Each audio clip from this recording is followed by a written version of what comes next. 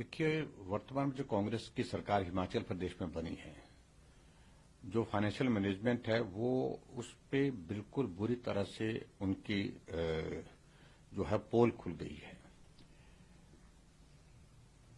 हिमाचल में बहुत सारे कर्मचारी अलग अलग डिपार्टमेंट में हैं, कॉरपोरेशन में हैं, बोर्ड में हैं, जिनको समय पर सैलरी नहीं मिल रही है। ये तो आपने एक कॉरपोरेशन का जिक्र किया जो एचआरटीसी है, जो ट्रांसपोर्ट कॉरपोरेशन हमारी हिमाचल प्रदेश की है, और उनके कर्मचारियों को सैलरी नहीं मिलना और कई महीनों से सैलरी नहीं मिलना, ये चिंता का विषय है। वो हड़ताल पर भी गए, वो उन्हें मुख्यमंत्री से बात भी की, लेकिन उसके बावजूद उनकी समस्याओं का समाधान हुआ नहीं। इसके अतिरिक्त उनके जो मसले हैं, जिन मसलों को लेकर के वो हमेशा सरकार के साथ बात कर रहे हैं, वो तो हल हुए ही नहीं। लेकिन अब वो कहते हैं कि बाकी बातें तो छोड़ो, कम से कम जो सैलरी है जिससे हमारा परिवार चलता है, हमारे भी बच्चे हैं जो स्कूल में पढ़ते हैं, कॉलेज में पढ़ते हैं, यूनिवर्सिटी में पढ़ते हैं, हमारे भी बुजुर्ग लोग हैं जिनको देखभाल की जरूरत है, और सैलरी ना मिलने की वजह से हमें बहुत कठिनाई का सामना करना पड़ रहा है। सरकार पूरी तरह से असफल हुई है, और मेरा ये मानना है कि हिमाचल प्रदेश में एचआरटीसी की सैलरी ना मिलना ये बहुत ही दुर्भाग्यपूर्ण है। क्या इसको लेकर हिमाचल बीजेपी आप लोग कोई प्रदर्शन करने वाले हैं? देखिए, हमारी पार्टी की ओर से समय समय पर हम बात करते हैं। अभी विधानसभा का सत्र था, विधानसभा के सत्र के दौरान भी हमने बात कही है कि सरकार ऐसे विषयों पर काम करे, और हिमाचल प्रदेश में इनकी बात नहीं। अभी हाल ही में 2000 कर्मी जो कोविड के दौरान लगाए गए थे, जिन्होंने अपनी जिंदगी को संकट में डाल करके दूसरे की जिंदगी को बचाने के लिए काम किया, उनको मार्च महीने से सैलरी नहीं मिली और सितंबर महीने में उनको निकाल दिया। ना अभी तक सैलरी दी है मार्च के बाद, वो सेवाएं देते रहे, लेकिन अभी सितंबर महीने के बाद उनको निकाल दिया गया। 10 महीने में हिमाचल प्रदेश में लगभग 10,000 आउटसोर्स में जो कर्मचारी उनको नौकरी से हटा दिया गया है। तो वर्तमान सरकार रोजगार देने की बात कही थी, उन्होंने गारंटी दी थी, हम 5 लाख बेरोजगारों को नौकरी देंगे और 1 साल में 1 लाख। तो अभी 10 महीने में 10,000 से ज्यादा तो निकाल दिया उन्होंने, लेकिन एक भी आदमी अभी तक उनकी सरकार बनने के पश्चात नौकरी में लगा नहीं है।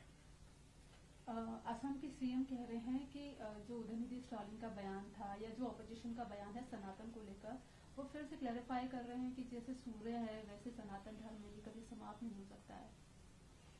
देखो, मैं उनकी बात से सहमत हूं। सनातन ही एकमात्र धर्म है जो सबको अपने तरीके से जीवन जीने की इजाजत देता है। आप देखिए ना, दूसरे धर्म में अगर ये मानना है तो मानिए, नहीं मानेंगे तो उसके बाद फिर उनके पास सीधी सी बात होती है कि उसको अपना मानते ही नहीं है, अपने धर्म का मानते ही नहीं। मैं उन धर्मों का मैं जिक्र नहीं करना चाहता हूं, लेकिन सनातन एक ऐसा धर्म है, वो बहुत विशाल है, जिसमें सबका समावेश है। और उस तरह से उन्होंने अगर बात कही है कि जैसे सूर्य है, सूर्य कभी जो है वो समाप्त नहीं होता है, वही मैं कह सकता हूं कि उन्होंने जो बात कही है वो उचित बात कही है आज के इसमें। और जिस प्रकार से राजनीतिक लाभ लेने के लिए विपक्ष के लोग धर्म को लेकर के राजनीति आगे बढ़ा करके करने की कोशिश कर रहे हैं, और सनातन एकमात्र ऐसा धर्म है जिसके लिए गाली दे रहे हैं। अन्यथा उनको मैं ये कहना चाहूंगा कि अगर आप इस्लाम के खिलाफ गाली देकर के देखिए ना, आप क्रिश्चियन के खिलाफ गाली देकर के देखिए क्या हालात बनते हैं। ये सहन शक्ति, ये संवेदनशीलता, ये सबको अपने साथ जोड़ने की जो अगर कहीं खुली जो है, खुली बात कहता है और खुली स्वतंत्रता है, ये सिर्फ सनातन में है। और इस बात को लेकर के मुझे लगता है कि पूरा जो राजनीतिक दल हैं, जो विपक्ष के हैं, तो उनको इस बात को सोचना चाहिए कि धर्म की स्वतंत्रता अगर है तो इसका मतलब ये नहीं है कि आप सनातन को गाली देते रहें। अखिलेश यादव कह रहे हैं कि बीजेपी भी कास्ट सेंसस का समर्थन करेगी, क्योंकि शायद आप लोगों के पास अब रास्ता नहीं है और आप लोग प्रचार काफी अच्छा करते हैं, तो शायद ये सिचुएशन ऐसी बन रही है। देखिए, अखिलेश यादव की बात पर मुझे लगता है कि बहुत गंभीरता से, जो भी कास्ट सेंसस की अगर बात करें, जिस तरह से इसको एक शेप दे दी गई, जिस तरह से इसको चर्चा में लाने की कोशिश हुई है बिहार स्टेट के बाद, मैं समझता हूँ इसमें सिर्फ राजनीतिक एक मकसद है, राजनीतिक मकसद के सिवाय और कुछ नहीं है। और इससे किसी कम्युनिटी का भला होने वाला है, किसी कास्ट का भला होने वाला है, उनको बहुत ज्यादा कुछ ऐसी कोई चीज मिलने वाली, इस प्रकार का तो विषय ही नहीं है। सिर्फ राजनीतिक दृष्टि से इस विषय को खड़ा करने का, और सबसे बड़ी बात है कि राजनीतिक दृष्टि से जो डिवीजन करने की कोशिश की जा रही है कास्ट के नाम पर, ये भारत के लिए बहुत नुकसानदायक है।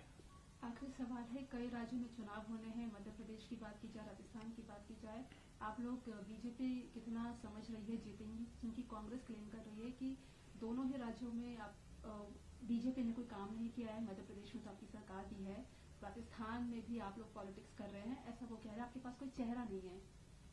देखिए, पार्टी का केंद्र का नेतृत्व इन सारे विषयों को लेकर के निर्णय करता है, और जो भी निर्णय होगा वो पार्टी हित में होगा। और मेरा ये मानना है कि ये पार्टी का अपना मसला है कि हम चेहरे पर चुनाव लड़ें या सामूहिक नेतृत्व में हम चुनाव लड़ें। जो भी पार्टी को उचित लगता है, ऐसा निर्णय एक बार नहीं अनेक बार हुआ है पूरे देश भर में, अलग अलग राज्यों में। और ऐसी सूरत में भारतीय जनता पार्टी आज देश की नहीं दुनिया की सबसे बड़ी पार्टी है। कौन कह रहा कि भारतीय जनता पार्टी के पास चेहरा नहीं है? कौन कह रहा कि भारतीय जनता पार्टी के पास नेतृत्व नहीं है?